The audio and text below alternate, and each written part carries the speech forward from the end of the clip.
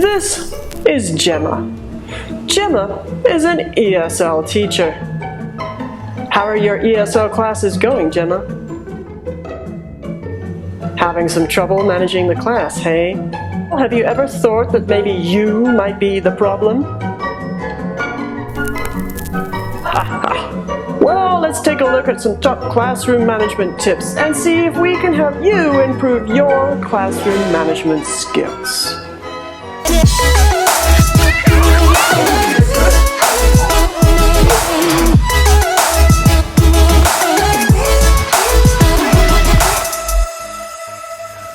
Hi, I'm Gemma Perry and welcome to Mooncake. For the past 8 years, I've been working and living in China as a teacher, manager and recruiter. So if you're teaching ESL abroad, make sure you subscribe below and hit that notification bell for weekly ESL teaching tips. Classroom management is a term used by teachers to describe the process they go through to ensure that the class runs smoothly without disruptive behavior compromising instruction. But this can be one of the most challenging aspects for new teachers to learn. But stay tuned, because by the end of this video, you're going to have 5 new classroom management tips that you can try in your class tomorrow. So let's get straight into it with tip number 1, why? The first thing you should be doing if you're seeing unwanted behavior in your class is to think about why you're seeing that behavior in the first place. It's very easy as the teacher at the front of the class to just put everything down to bad students. You know the ones, those little demon children, just in the class, just there to torture you.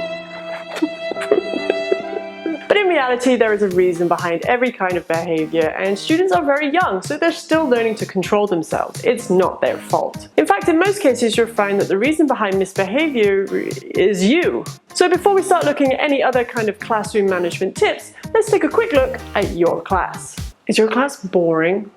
Be honest with yourself. You might think it's fun, but if the kids are not engaged and following along the class with you, then maybe it's not as fun as you think. Now, it's when you lose students' engagement and they get bored that you start to see that misbehavior.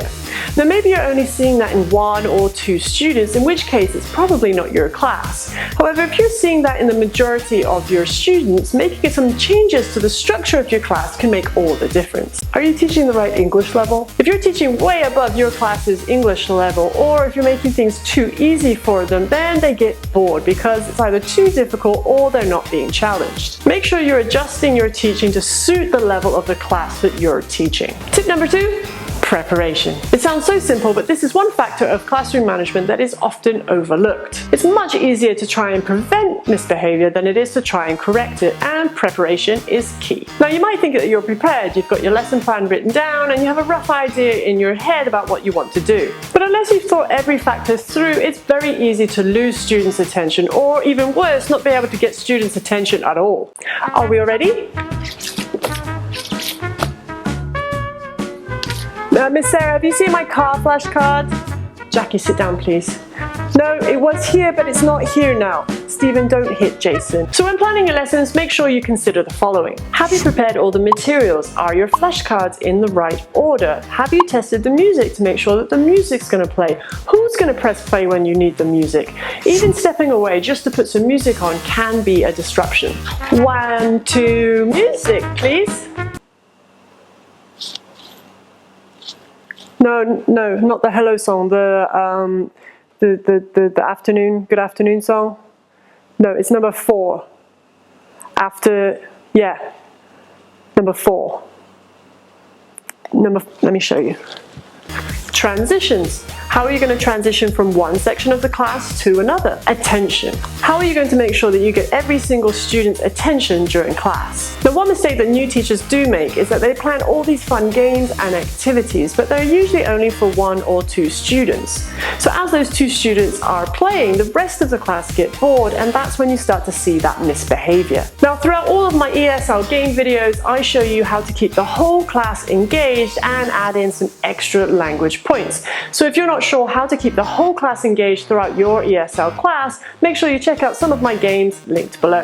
Seating. Now, usually when students come for class, they like to sit with their friends, but we know that sometimes this can be a distraction. But sometimes students really won't want to switch, as they're really insistent upon sitting next to their friends. One easy way to solve this is to have students switch seats switch seats, switch seats, switch seats, switch seats, switch. So instead, what I'll do is at the beginning of my class is use a game called Switch, where every time I say switch, students need to switch seats. It's a great attention grabber and warm up, and it means that you can stop when students are in a seating arrangement that you're happy with. Tip number 3, consistency. Now, we all know that the class needs rules. You need to clearly let students know what your expectations are. Now, these rules should be clear and short. You don't want a long list of rules that are too long to remember.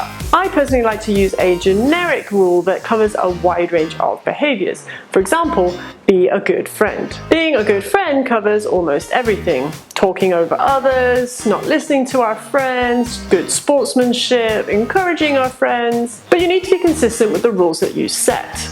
If you don't tackle behavior as it happens, every time it happens, then students won't change their behavior. And don't be afraid to stop the class if students are talking over you or have forgotten a rule. Attention grabbers are really useful here. At the beginning of class, I'll teach students a simple, fun attention grabber that I can then use when students are speaking over me or are overexcited. A simple example would be alligator chomp. Every time that I say alligator chomp, students then reply chomp chomp. I then have students' attention again, and I can remind them of the class rules. Tip number 4, reward systems. Now, reward systems are great motivation for students, but they're not enough just by themselves. Teachers need to use positive reinforcement consistently throughout the class. Positive reinforcement means highlighting that behavior that you want to see during class. So instead of class looking like this, no talking, Sarah, don't stand up, don't hit Stephen, pull that pen out of your mouth. No, don't do that. That's not okay. No, stop. It looks a little bit more like this. Sarah sat nicely, thank you, Sarah. Jimmy's waiting quietly, thank you, Jimmy.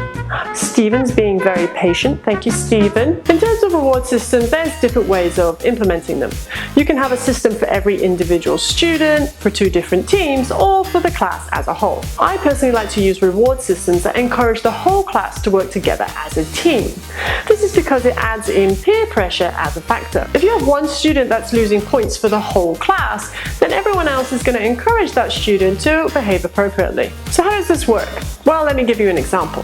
Let's say that I want to review occupations. Well, more specifically, I want to review police car and police station. I'll set up the police station at one end of the board and a police car at the other.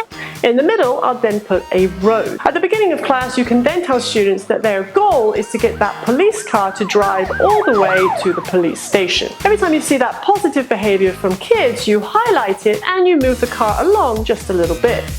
Every time you see some misbehavior, you let students know and you move that car back just a little bit. If they get that car all the way to the police station by the end of class, then they get to sing their favorite English song. You'll be really surprised about how well this motivates students to participate and listen during class. If you're doing it right, you won't even need to say anything. As soon as students are talking, you just make your way towards that police car, and then students are suddenly like, no, no, no, no, no, no, no, no, no, no, no, no, no, no. So think about your class, what they like, and what would be a good reward system for them. Tip number 5, confidence. The most especially for new teachers, it's normal to be nervous, and a group of kids can be intimidating. But the kids themselves don't know this. As far as they're concerned, you're a professional. So the key is to present yourself with confidence, and everything we've just been talking about will help you with this. Another aspect of confidence is not being afraid to make a mistake, because you will make mistakes. But don't let these mistakes knock your confidence. Learn from them and improve it in your next class. So there you have it, 5 top classroom management tips.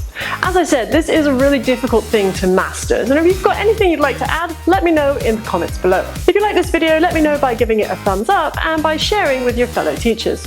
If you found it helpful, let me know by commenting helpful in the comments below. That's it for this video, thanks so much for watching. Don't forget to hit that subscribe button and notification bell for more weekly ESL teaching tips from Mooncake.